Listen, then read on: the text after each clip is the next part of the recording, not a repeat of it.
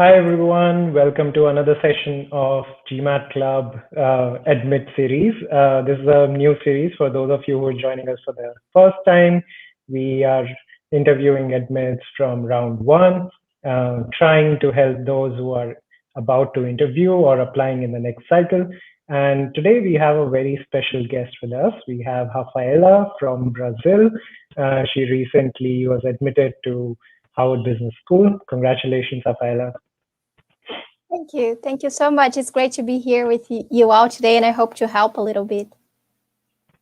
Yeah, absolutely. It's great to have you here. And just wanted to set some context on how we are going to go about the next 1 hour. So I have a bunch of questions for Rafaela. We're going to walk through that, basically just try to know more about her GMAT experience, about her application process, about the things that she did well, which would be a lot of things since she got into HBS. And then we'll open the floor up for Q&A. But in the meantime, if you feel you have any questions, just shoot them in the chat and we'll take it up once we start doing Q&A. So without further ado, Rafaela, why don't you just go ahead and introduce yourself? Sure. So I'm Rafa. I'm from Brazil. I've always lived here in the São Paulo area. I'm an agronomist. I studied in the countryside and came back to the city. I've worked in big ag companies, but then spent some time at a big four company working with auditing and valuation for agribusiness clients. So that was great because I could travel all around Brazil and even abroad to see, how farms were being operated and check the assets, which would help me in the office work. But then 2 years ago, more than two, actually, it was in 2018, I participated in the MIT boot camps because I was looking for more innovation and entrepreneurship experiences. And since then, I've been working in ag startups with regenerative agriculture, which is a type of agriculture that wants to, sequester carbon in the soil, enhance water cycles, increase biodiversity, really help our planet that needs us so much. Awesome. That sounds much more exciting than what I do. But it sounds like it's more of what we would say, especially in terms of B-School application, a non-traditional background. Would that be correct? Yeah, So for do you sure. see, do you see a lot of people from your industry, from your company, going for an MBA? How did your motivation come about for an MBA? Sure. So I don't think I have anyone close to me who ever went to the US to do an MBA. It's not common in Brazilian agriculture at all. I found someone who was a neighbor of a friend who had been at Stanford, and he was nice enough to, spend some time talking with me. And he was like, Rafa, I'm not sure if he didn't say that, but that's what I felt. Like, I don't know if it's the best decision because agriculture does not recognize that kind of degree. He was like, I can think of maybe 4 people in the whole country who have ever been in the US doing an MBA, came back to work with agriculture. So after that talk, I was like, oh my God, maybe I'm going crazy. And then I just think you don't need an MBA to do anything in your life. And maybe it's weird to say that, but it's just that your chances of success in your life, of course, it's going to help, but it's not like it's a must. So I was like, okay, let me try to separate my feelings here and think, why I want to do an MBA. I think I'm not a conventional agronomist just because I've worked at, valuation services like financial services, which is pretty uncommon. And then I've been working with startups, with regenerative ag. So I feel like it's different. It's not common, but I've also not been doing, common things in the industry. So maybe it's going to work out. I hope so. I do hope so. So tell us about your what made you decide, okay, an MBA is going to make an impact, and what do you plan to do after an MBA? Do you have your goals in sight? Sure. So I can give you the answer that I set up for the application. And that was the hardest thing, That was one of the first things the consultant wanted to do. She was like, Rafa, we need to think about your post-MBA goals. I think everybody needs to do that. And I was like, I don't know. Maybe I want to save the world. And she was like, yeah, we need to be more specific than that. And of course, you need to connect the dots, right? The things you've done in the past, your present, the MBA, and then your future. It needs to make sense. So it couldn't be something that was disconnected from the story I built up to that point.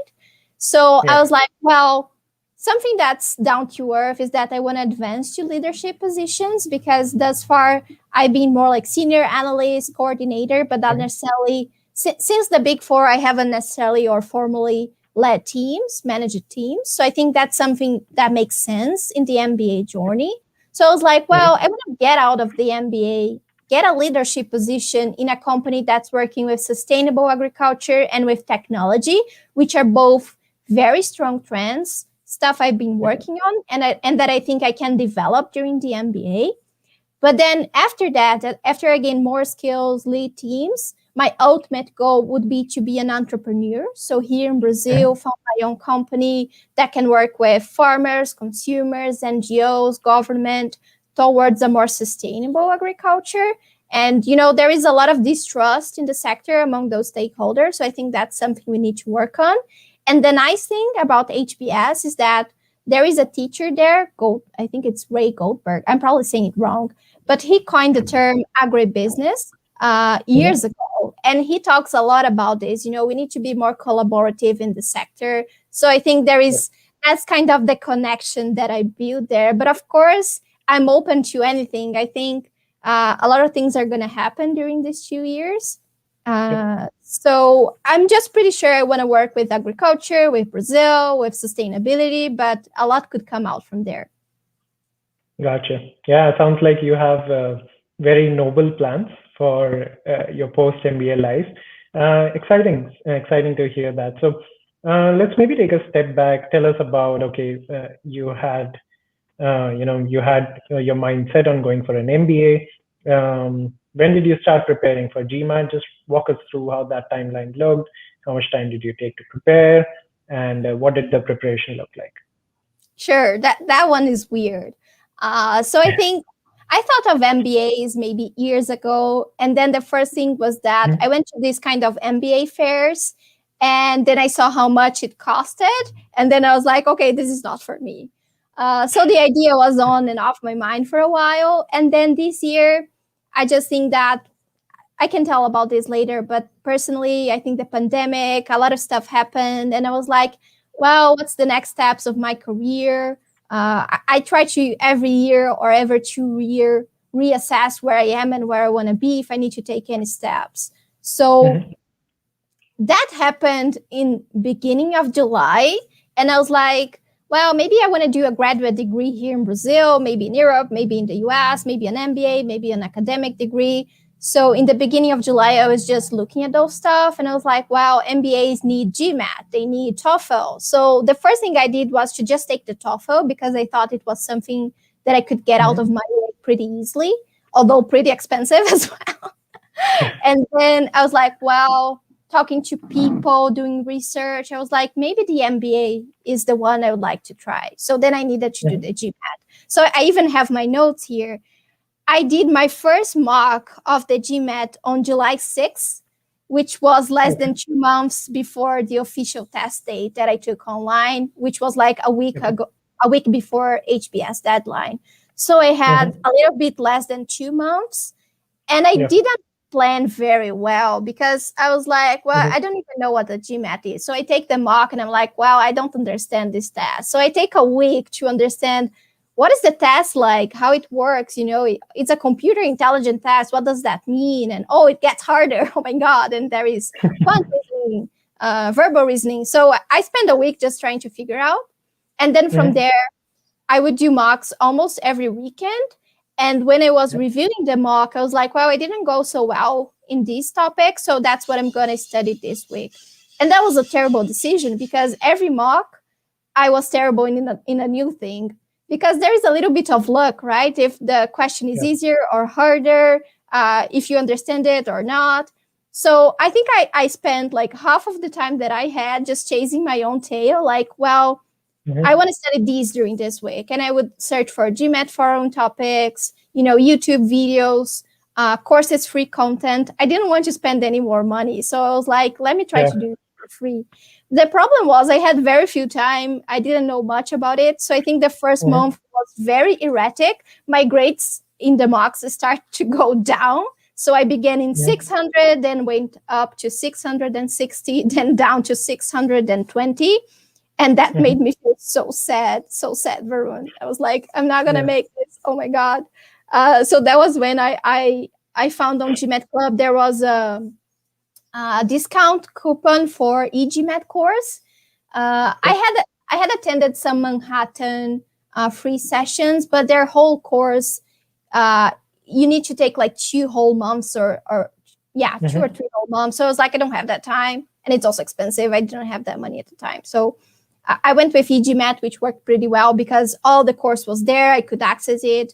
And I started studying like 2 hours a day. And then I needed to go up 6 hours a day because otherwise I wouldn't make it.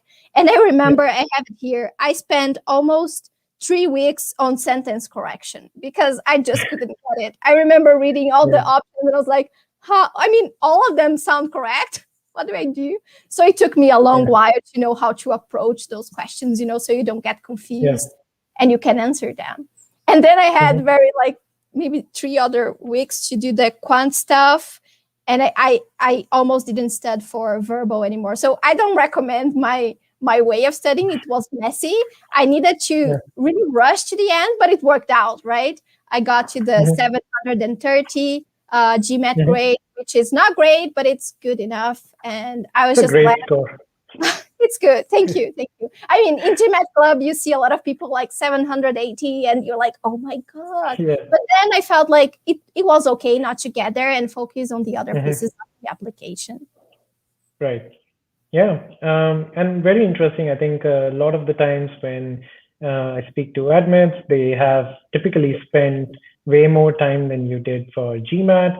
And I know we get this question a lot on GMAT Club as well, that people don't always have a very long-term plan when they start applying for an MBA. And sometimes they are in a similar situation where they're 2 months out or 3 months out from the deadline. So from your experience, what would you advise people who don't have as much time for GMAT prep?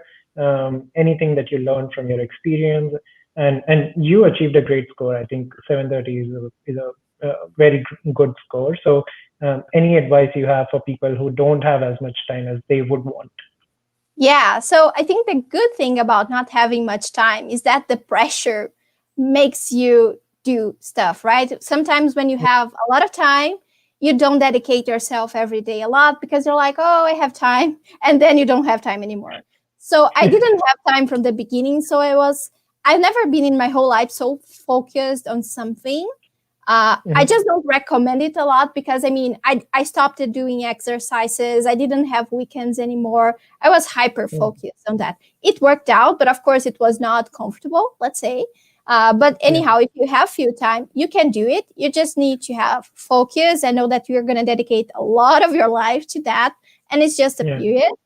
And maybe from the start, maybe getting a course that you like or identify yourself with, so you can have a plan that's more structured, so you don't waste time like I did, like I'm going to study this and then that and then come back. And that wasn't helping my grades, Do mocks every weekend.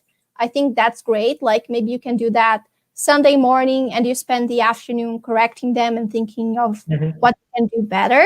So definitely there is a way. You just need to be focused, have a better plan from the start and keep to it. And maybe the confusing thing is that there are so many resources on GMAT online. So you probably need to narrow down the ones you're going to use because you can't do everything, right? You can't handle all the books, all the courses, all the forum discussions. So you probably need to choose what's most important for you at that point. So it's hard, but it's doable. But if you have more time, use more time. But just don't let having more time making you feel like lazy and not dedicate yourself as much. One last tip, if you can take some time off, like vacations, like maybe 2 weeks only dedicated to GMAT, I think that's great because I needed to work and then study up to midnight. And I'm usually very tired in the evening. So maybe you're not studying the best time of your day. Maybe you need to study in the morning and work afterwards. I don't know. It's really personal. But if you can take some time off, I think that really helps, like hyper focus on the GMAT. Gotcha. Any tips on how to manage fatigue between work and GMAT prep? I know a lot of people do that. They are working and they're also preparing for GMAT. Anything you did to keep the stress off, to recharge yourself? Yeah, I don't know. It was super stressful because I would work 8 hours a day at least, and then 6 hours of GMAT. I don't know if I have any great tips, because the hard part is that I was changing jobs in between. So it was stressful, but the good thing is that my last week before the GMAT official test was also my last week at work, and everybody knew I was going to take the test. So everybody was nice, and they were like, you're leaving, wind down a little bit, you don't need to work 8 hours a day every day. Just do what you need to do and focus on your test, on, resting your mind. I think the last week is more like briefing and being calm and not studying a lot. Got it. And okay, awesome. I think that's a lot of great tips. So you knew you had your GMAT score in your hand, and I guess the next natural thing to think about would be what schools you want to apply to. So how did you go about selecting schools? And I know you were on a, I would say, a bit less of a timeline. So how did you manage school research alongside GMAT? And did you do those two in parallel, or did you wait to get a GMAT score and then think about schools? No, it wasn't parallel, because I needed to work on the application and on the GMAT, because I took the GMAT on August 28th.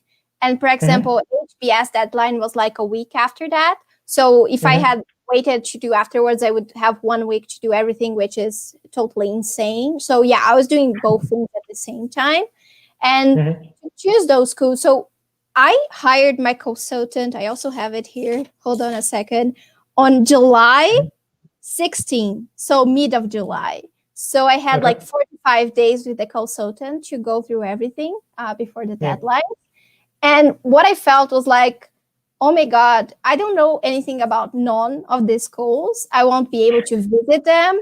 I don't know anyone who has studied there. So I also am going to need to narrow down and be very selective, because I definitely don't have the time and energy to do like 10 applications, because I felt like an imposter sometimes, because you need to super identify yourself with each school and tailor your whole application to that. This is our match. I want to be there. But then you are saying that to several people. I felt so weird about that. So I felt like 3 was my maximum number. More than that, I would feel like maybe a dissociative personality. I don't know. It's not just the time you dedicate. It's also, I don't know, your attention, your focus, your energy. So what I did was like, well, here in Brazil, people don't know much about MBAs. In agriculture, much less. So I probably go to the ones that are known by name, because I think it would be frustrating to do this amazing MBA at an amazing school and come back and people are like, I have never heard about it. I think that would be a little bit frustrating. So I was like, okay, which are the best schools that are also known here in Brazil? Of course, the first thing that came to my mind was Harvard. But then I knew a little bit about MIT, so I also focused there. And then there was Stanford, which I knew nothing about. But then they do have a joint degree that's like the MBA plus a master in land use and agriculture, which was super interesting to me. So that's kind of how I chose. I was also looking at Yale and Ross, which were kind of tips from my consultant. So I participated on webinars, and I was like just trying to find a gut feeling. I didn't have the time to do the rational decision, so it was a little bit of gut feeling of, the ones that are known, my gut feeling. And also I have a mentor, let's say from MIT, and she was like, well, Rafa, you want to work with sustainability, impact, entrepreneurship. So maybe good schools for you are MIT, Stanford, Yale, and Haas. And I looked into all of those, but then I just didn't have the time. And I don't know, I just felt inside that I need to choose like 3. So I went with Harvard, Stanford, and MIT. So it was not the most rational of all decision. It was like a lot of stuff going on at the same time. And I just needed to choose really fast and go with it, Yeah, got it. Yeah, I think again, great advice. I think is a lot of times something that we see quite often is people applying to a lot of schools and in the end not being able to do justice to the applications. And I feel some of the applications are like Stanford and Harvard, their essays require a lot more thought process. So it's great to see that you were focused on I would say quality over quantity.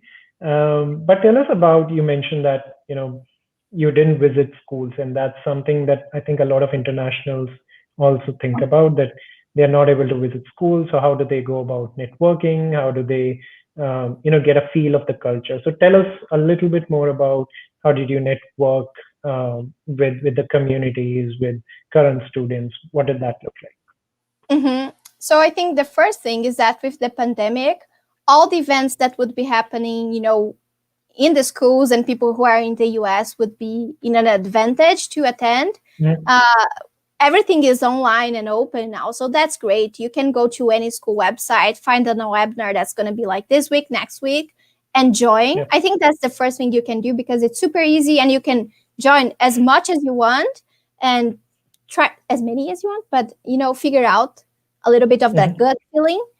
Sometimes you can find someone like a student that's in the webinar, and I think you should try to look for some connection with them. Like maybe they worked in the Mhm. same company as you did, in the same Yep. industry, or they have a personal interest. Try to find that connection because then you can reach out to them and they might respond. I think that if you Yep. just cold call people that just go to the school, but you have no, no like connection point with them, it's going to Yeah. reduce your chances because probably a lot of people are sending messages to them. So what I did Yeah. was two things. The first was participating on webinars, trying to find people that I could connect. But then use LinkedIn to your advantage. You can search for people who are in each school and try to say, well, did they work at this industry or in this company? So that increased my chances, right? If I found like a Yep. Brazilian, then I would say, hey, I'm Brazilian. Can you help me? Maybe they are not going to answer because there are a lot of Brazilians who are interested in MBAs, but some of them did. Or then I could find someone who is in the, food and ag club, and I would send them a message and say, hey, I'm thinking of applying. Could you spend like 30 minutes telling me about your experience? And some would respond. Sometimes, I don't know, you just start seeing friends of friends or people who know each other and they might respond because if you get to one person and if you have a nice conversation they might introduce you to the next person that they think it makes sense to you to talk with. So just Mhm. try to be selective there because if you're just sending general messages people are not going to respond to that. So Yeah. this is the second piece. And maybe the third one is that as you advance in the application I think it increases your odds of people responding. So when you're just applying Yeah. few people answer. When you are invited to interview much more people answer. And when you are accepted if you need to talk to different schools to choose where you want to go then a lot of people are going to answer, so you need to have that Mhm. in mind. It's just the way it is. But Yeah. yeah, I think there's a lot of things going on online. You can send emails to the schools and you're going to Mhm. cold call a lot of people, just cold call them showing that there is a connection between what you do, and some of them Yeah. will respond and use that to your advantage. Got it. Solid advice. I think makes a lot of sense. So let's jump into your HPS application a little bit more. Tell us how you went about writing those essays. Those are some really I would say complicated yet simple looking questions. So and I know you were balancing your GMAT alongside. So how did you think about your essays? Yeah, sure. So that's where I heavily depended on the guidance of my consultant. Her name is Mhm. Elaine Knowles. I really like her because she knew I was changing jobs, doing the GMAT and the applications and going crazy. So she was, pushing me with, she was like, Rafa, you need to do this week or we're going to be late.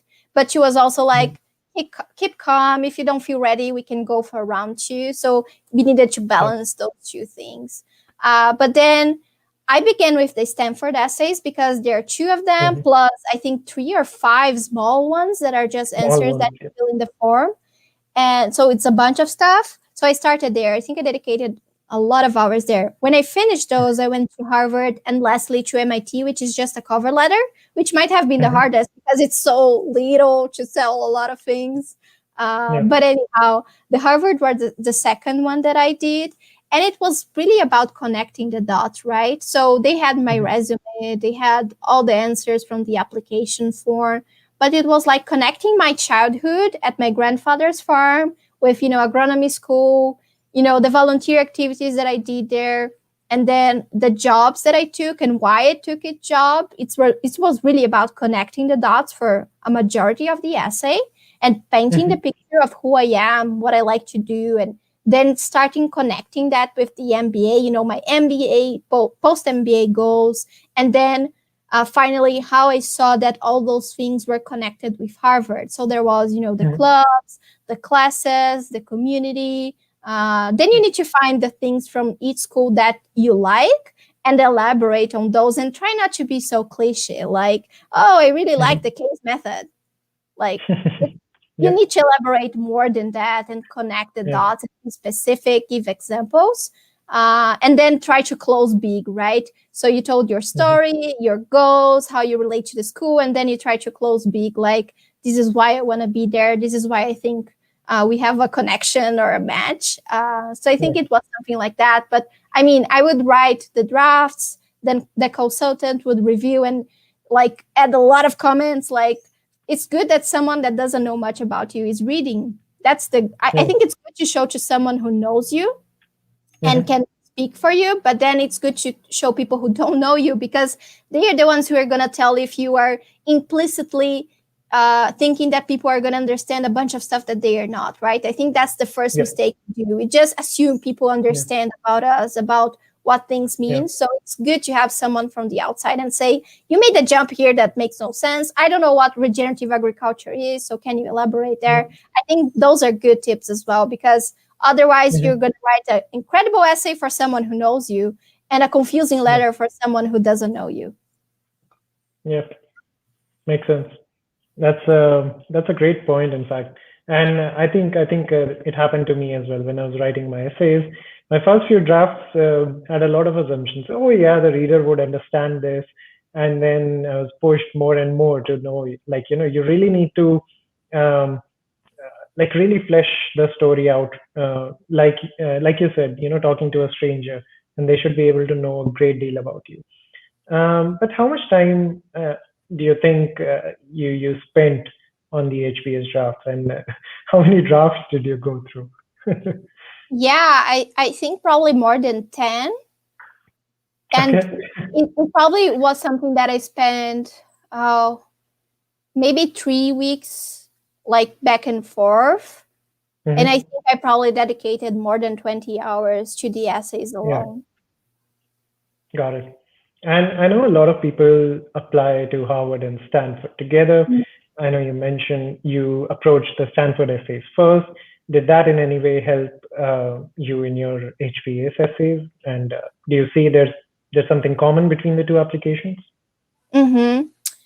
Yeah, so to write the first one, which was the Stanford essays, first I needed to go through a lot of exercises with the consultant, like, wow, let's write down everything about you in this exercise, and then everything about what you want to do. So there was a lot of pre-work before any of those essays. And then Stanford was the one where I first laid out my story, but I didn't want to copy and paste it to HBS. That's not going to work. The questions are different, the schools are different. So I think it's good to have a first draft that maybe the timeline where you're telling the story, like childhood, college, work, goals, and then the school and me. So I think that's the structure I used for the two of them. But they were completely different essays in the end. I think just the opening phrase was the same, and then all the rest was different, because otherwise, adcoms, they are BS raters, so they are going to realize you just copy it and paste it, and that's going to hurt your chances. So that's why I just applied to 3 schools, because I would die if I needed to do, all those stuff a lot of time, because it really is you opening up your soul, guys, and and trying to understand what the other side is like, and if you really connect, and if you don't, maybe don't even apply if it's somewhere you you wouldn't go unless you want to have maybe a mock interview that you are, I don't know. I think it really, I wouldn't have any motivation to spend the time I did if I weren't like saw a little spark that there was a chance that there was a connection there, right? But they were completely different. The only thing is that they have this story, goals, and you and the school kind of structure. But other than that, the story is completely different. The things I told, the things I shed light on, they were very different. And in your experience, what do you think HBS is looking for in applicants? I don't know if I can answer that one, but I was talking to, the first person I talked to was the husband of a friend who had worked with me, and they left because he was accepted to HBS. So I called him and I asked him, what is HBS looking for? Am I HBS material, right? And he was like, he thought the chances were good. And they were like, oh, you're Brazilian, you're a girl, you work with agriculture, which is super important to Brazil. You want to, work with sustainability, be a leader who changes the world. So I think that was his point of view. And that made me feel more comfortable because, a lot of people that come from consultants, Bain, McKinsey, BCG, or that come from investment banking, I still feel like that's a majority, not the majority, but a big part of the class. But I did thought I'm different from those people. Maybe that can be a strength. But of course, I was afraid maybe that's a reason they are just going to ditch me because I'm so different. So you need to balance, your uniqueness with, what makes sense for an MBA student. Again, I don't know the answer to that question, but I think they are looking to people that really want to drive some change in the world, in the industry that they are working on. It could be social impact, it could be environmental, it could be healthcare. I saw a lot of people in the class that come from the healthcare side. So I think they are diversifying, during the application cycle, they sent an email about the initiatives that they were taking in terms of the movement Black Lives Matter. So I also think that's something very important. They are trying to be more diverse and look at the problems our society faces. We had a webinar yesterday that show over time how many women HBS had. And in the past, it was very few. And now I think it's more balanced. But that doesn't mean that there aren't other issues, in terms of the Black Lives Matters movement and other things that I might not know a lot about. So I think, of course, they look at people who have had success, people who have these goals that maybe want to drive some change. But also, they are trying to balance a very diverse class. They don't want people that think the same way or look the same way or come from the same places or the same industries. I think that's something they're trying to do. But that's just my impression. I might have got it all wrong, guys. Doesn't sure look like it. I'm sure you got a lot of things right. I think the other important piece in the application is letters of recommendation. And oftentimes, especially when applicants are in a time crunch, they think about the rest of the application and they're like, okay, yeah, letter of recommendation. They just inform the recommender and they just write whatever they want to write. So tell us how you approach your LORs. Yeah, don't do that, guys. Please don't do that. I think letters of recommendation are probably one of the most important things because it's another voice into the application. All the rest is you talking about yourself. And they're like, is it true? Is this person so amazing? Do they have these characteristics? So the letter of recommendation is another individual who can vouch for you. So you should definitely try to find someone who worked very closely with you. I think everybody says that. I could have asked, as I was working in a startup, a small company, I could have asked the CEO to write a letter to me. But as close as I was to him, it wasn't as close as my immediate supervisor, who I spent the whole day with. So that was the right person because that was the person who was going to make an impact. He could give a bunch of examples about projects we did together. And the other recommender was my previous boss from my previous job, who also we worked very closely with. So I think it was nice. Both of them, we were super close, but also they were from different companies. So they could, vouch for different periods of my life, different things I did. I think if I had chosen two people from the same company, it would sound repetitive, So that's one thing. But the other is give your recommenders time, because it's not their priority, So you guys know I had like less than 2 months to do the whole thing. So one of the first things I was like, hey, I'm thinking of applying to an MBA. Can you do a letter of recommendation? And they would say, sure. So the second thing was like, I asked my consultant, how do I explain to them what to do? And she had the material that I could send them and explain, this is what a letter of recommendation is. This is the kind of question. So I send it over to them so they can prepare. And then I just told them, hey guys, this is the application I'm putting forward. I told them a little bit about how the essays were going to be like, the story I was putting forward. And then we would discuss, for each question, which examples we thought were strongest. So they could write something that would, add onto the top of my application, give more context, but also not be repetitive. I mean, if I use one example in my essay and then they use the same example in the letter of recommendation, unless you want to reinforce a message, maybe you want to ask them to give an example that you don't have the space to tell in your own essay. So letters of recommendations are probably one of the most important things, because if they are like, meh, like, oh, this person is nice, I worked with them, that's going to hurt your chances for sure. They want to bring people that, have a great relationship to others. I think that's also something HBS is looking for. They don't want to bring someone in that's going to disrespect people, that's going to be, not a nice person. So the letter of recommendation might give a sense of that. I don't know again, but definitely don't do it like if it were just something. It's probably one of the most important things. And give time to your recommenders and call them every day as I did. Did you do it already?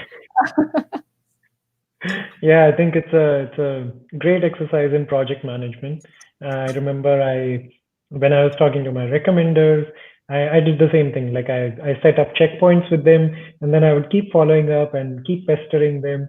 It wasn't nice of me, but I knew I had to do that if I wanted the LORs to be submitted on time. Yeah, because they're always like, sure, I'm going to do this week. And then you call them, they're like, oh, I didn't have the time. And that happens a lot of times. So just keep pushing, guys. Got it. Great. So, you managed all the moving pieces. You managed to get a great score 1 week before the application, submitted your application. What happened next? How did you start preparing for your interviews? Because I think that's a stage where people suddenly have a lot of free time and they start going on forums.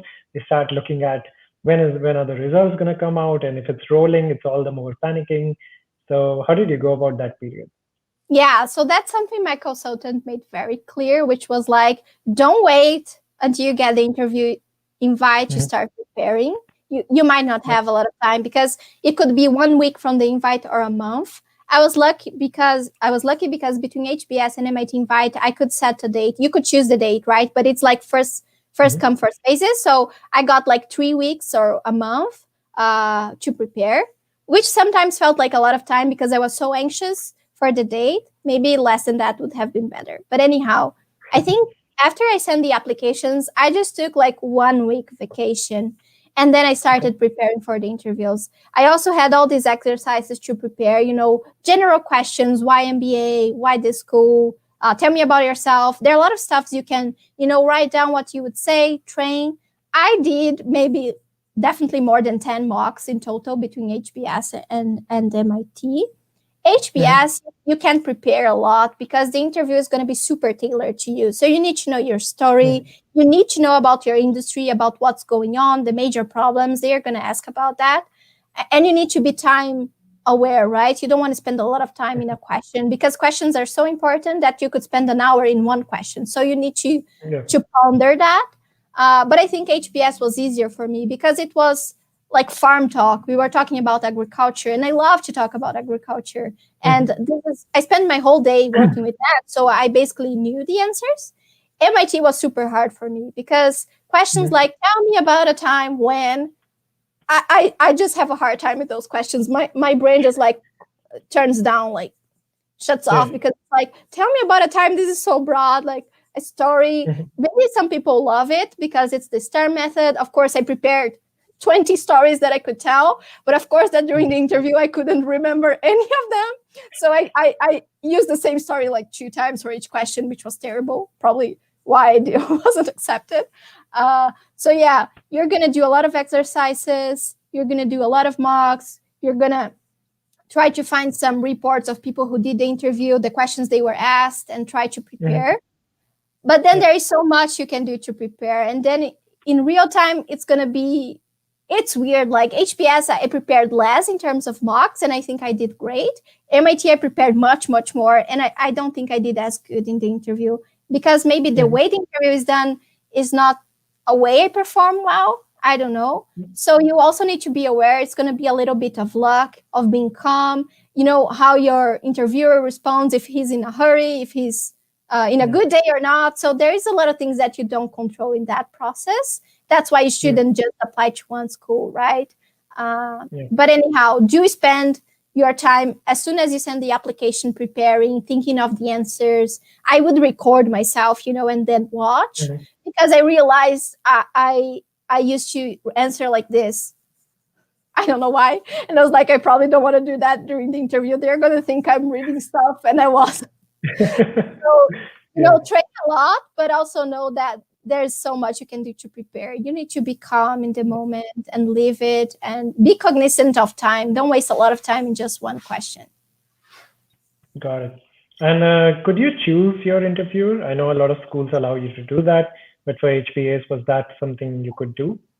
No. So HBS, I could choose, the time, the day and the time. And I didn't know who was going to interview me. I think I just found out in the interview moment, like the Zoom opened and there was she and the name, and I just met her at that moment. For MIT, I also don't think I could choose but I knew from the moment I chose the day and time, you're like, well, you're going to interview with this person. So I could try to find someone who knew anything about her style of interview. So that was nice, But yeah, you can choose the interviewer. Gotcha. Yeah, because I know a few schools give you the option that you probably want to interview, and this used to be obviously pre-COVID. You want to interview with an alum in your region, or you want to interview with either an adcom or a current student. Any tips for interviewing in the virtual COVID era that we are in right now? Anything that you did differently for virtual interviews? I don't know. Maybe I should have not over-engineered it as much. I think I over-worried about it. Maybe I needed to chill a little bit more. Got it. Great. I think we have a few questions pouring in. I see one. I'm just going to maybe put it up on the screen.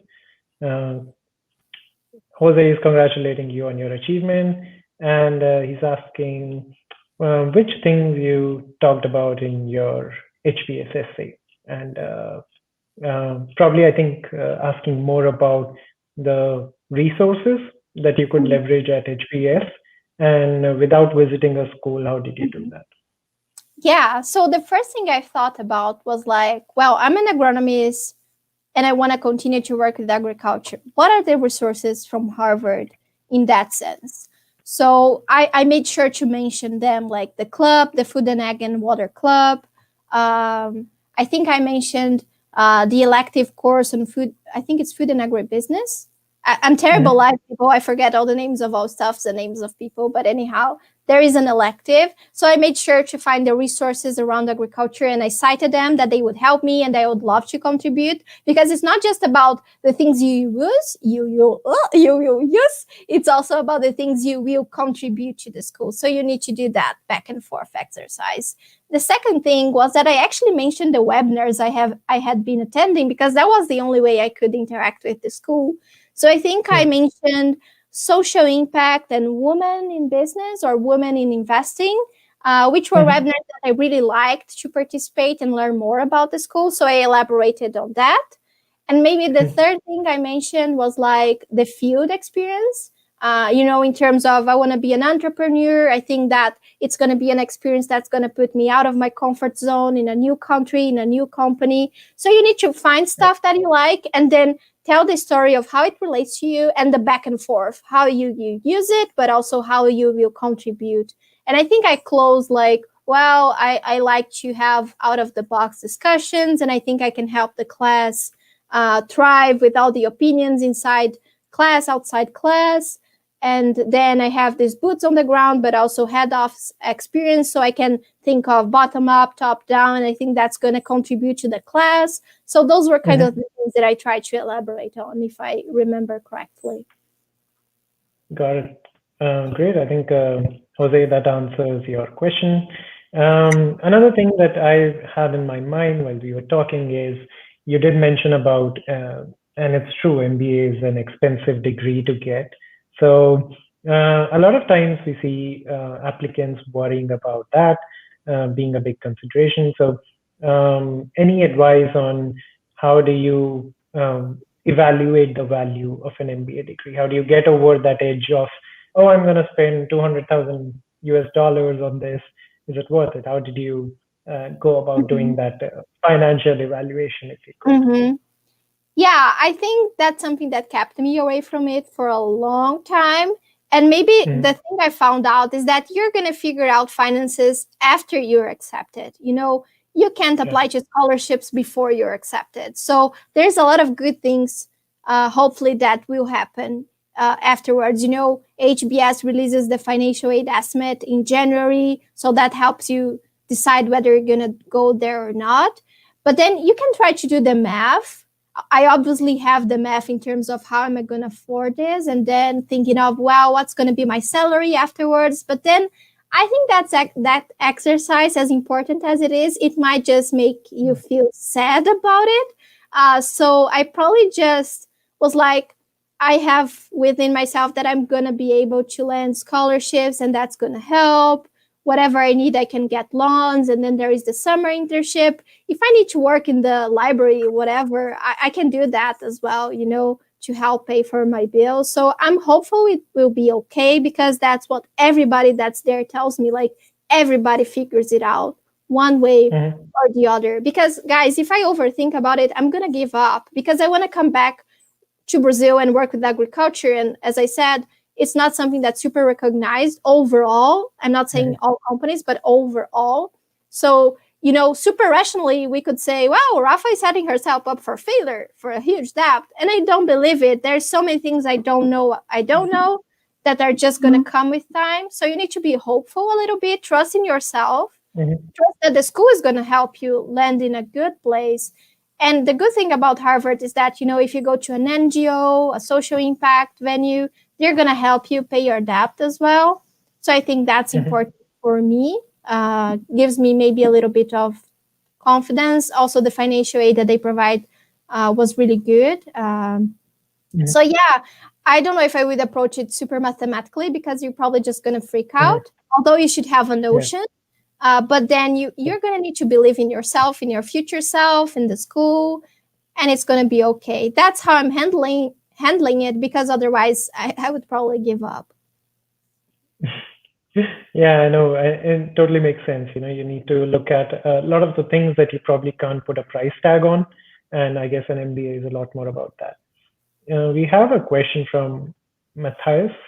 Again, congratulations on your fantastic journey. During the process, did you consider taking, or rather going to an MBA school outside of the US? Yeah, I think I know him. I never remember people's surnames, but Matthias, if that's you, it's great that you're here.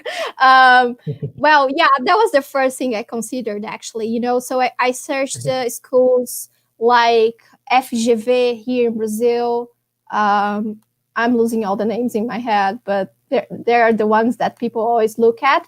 But the thing is, there is, I don't know if it's Animba. There is an institution here in Brazil that kind of registers the MBAs that are considered MBAs. Here in Brazil, we have a bunch of part-time MBAs, and it's like MBA in architecture, MBA in, I don't know, in finance, which is not that common in the US, right? In the US, it's just MBA. So many of the MBAs that we have here, there is the lacto sensu, stricter sensu discussion as well. But I did talk to several people who took the MBA here, the part-time ones, and it just wasn't something that thrilled me, right? It's a good graduate degree for you to have. You're going to learn a lot, but it's more like go to work, go to school. And I think the MBA in the US is this immersion experience that it's not that it's less about education, but it's also about the international experience, the network, what you're going to leave there. So I think that was the balance I did. But yeah, definitely I looked into the options here. And I remember thinking, oh, this is so expensive. And then I go to the US and it's like so much more expensive. Got it. Great. We have another question from Shreyans. How did you bring out leadership as a quality in your application? Because a lot of universities are looking for future leaders.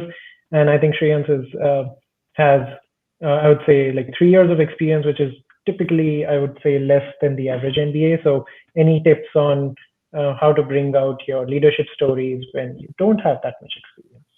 Yeah, so I think I had like 5 years of experience and most of them as an analyst. So I probably didn't show leadership as like, oh, I have a manager title. That was not my case.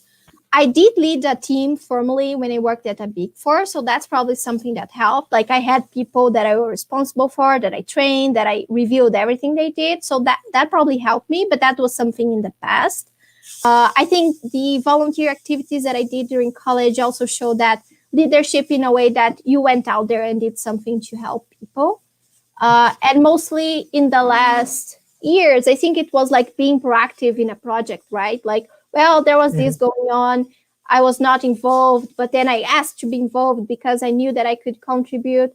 So there are several ways to show leadership other than, being a manager, which I think is the case for most people. I don't think many people have necessarily leadership positions, but I would definitely, and I don't know if it's a good answer, but that's something my consultant helped me with, like dig into my stories and see the ones that could help there. So if you have someone who could help you, and you can tell them your whole story into the details, and you can kind of pick the stories that would help there.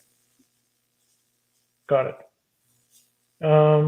I also wanted to ask something about, you mentioned earlier that you want to come back or rather go back to Brazil after a few years, perhaps in the US.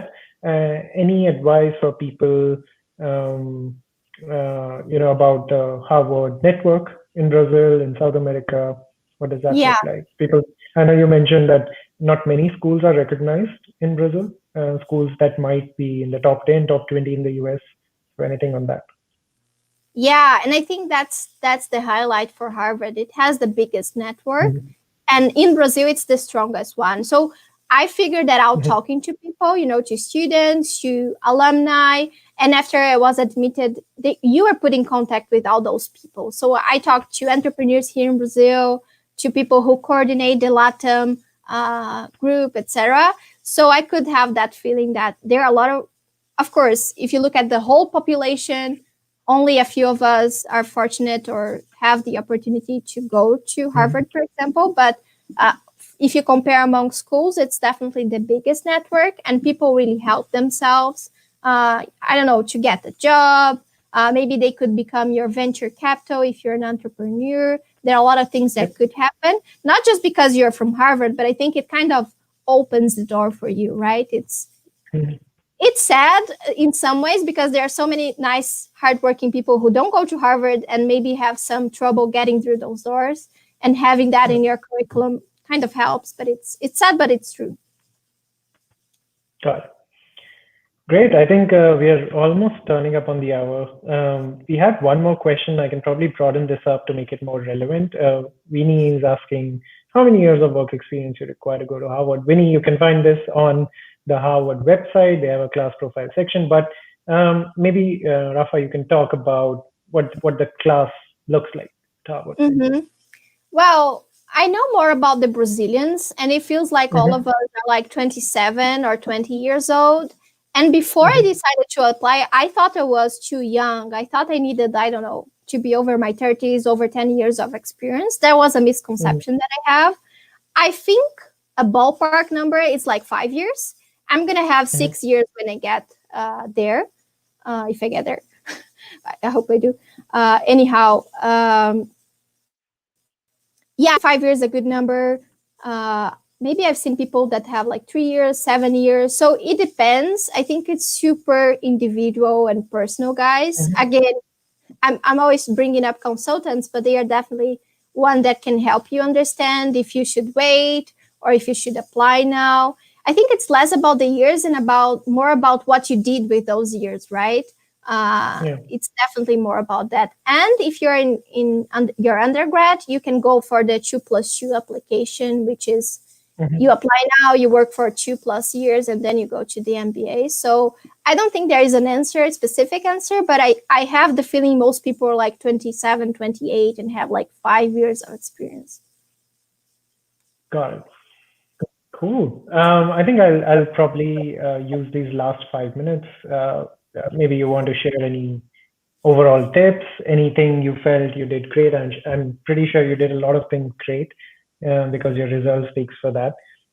But anything you want to share with folks who are here today, any tips, any advice? Yeah. I mean, I think that maybe it's more personal to me. I didn't know anyone who went to an MBA. I didn't have the usual background. So I think that if you have that idea, I didn't have a dream like, oh my God, I want to go there. It was not like that. It was just an idea. And then stuff started to happen from there. So, give yourself the benefit of doubt to start, but start with some energy, Otherwise, you're never going to get to the end line.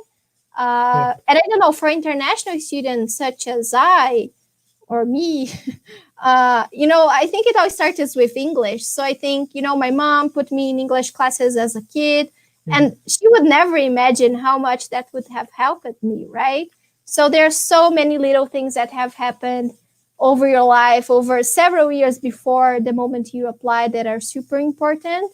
So try to understand your story. If there's something you need to work on, you definitely have time to do that. I never think it's too late or too early. Use the help of professionals, but there are so many open resources such as the GMAT Club, people that are willing to help you, to dedicate some time with you. So there's always a way. It's a super self-reflection journey, and it's heavy sometimes, because what do you want to do with your life? And I'm like, oh my God, those questions are so hard. Again, as I said, I want to save the planet. What does that mean? Really, right? So it depends. It requires a lot of self-reflection, write down ideas, start over, dedicate a lot of time. So that's kind of my last comment, I would say. Awesome. Rafa, thank you so much for this session. I know threw a lot of questions at you, so thanks for being patient and answering all of those. But I think this was a very insightful session. I'm sure folks here liked it a lot. If you guys like this video, if you guys want to keep seeing more of these videos, just subscribe to our YouTube channel, head on over to GMAT Club, tell us how you liked the session, give us feedback. We're always happy to improve. And it was great talking to you, Rafa. Oh, thank you so much, Varun. Thank you so much for your time. I'm just going to do a little bit of self-marketing. If any of you guys are Brazilian or speak Portuguese, I just started a YouTube channel to share all those stuff and help more people. It's called Harvard Ella. So it's like Harvard and Ella. You can find it. It's super simple. I don't know yet how to edit videos, so it's more like sharing, answering questions. I just apologize it's in Portuguese, just because there are very few resources in Portuguese. And as I said, it all begins with English. So I would love if people who don't know English very well yet, if they don't feel left out, there's always time to learn. Awesome. I think it's a great effort, and I wish you a lot of success in editing videos and creating a channel. But I'm pretty sure it's gonna be super awesome. Thank you so much, Varun. Thank you so much, everyone who is watching or who's going to watch this sometime in their lives. I hope it's helpful. I really hope that. Great. Okay. Take care, Rafa. Bye. You too. Bye, everyone. Bye, Varun.